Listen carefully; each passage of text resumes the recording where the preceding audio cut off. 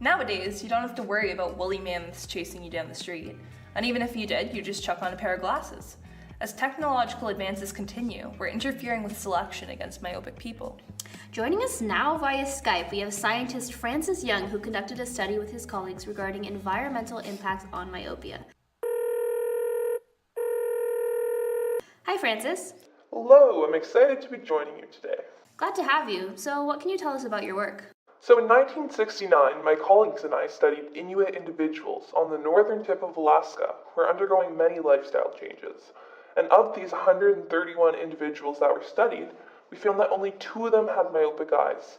Now the interesting fact here, girls, is that more than half of their children and grandchildren had the condition. Could that just be attributed to a hereditary factor? Well, not quite. This rapid change occurred far too quickly for genetics to be the only explanation. So this is when we realized that there must be an environmental effect causing these generational differences. And in this case, that generational difference was bookwork. Bookwork?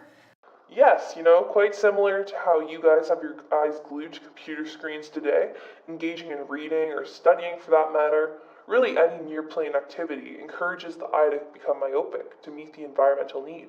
So clearly environmental needs are changing. So what you're really explaining through this is a theory of evolutionary mismatch. And for those of you who don't know, evolutionary mismatch is a fancy term used in evolutionary biology that refers to evolved traits that were once advantageous but became maladaptive due to changes in the environment.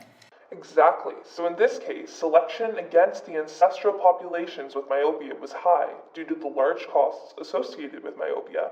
With the changing environment and our current resources, the strength of selection against myopia has become more relaxed.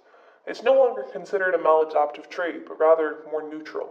The recent increase in the use of electronic devices and close work now requires our eyes to focus on near objects, right? So it's basically a trade-off for modern work environments. That makes sense.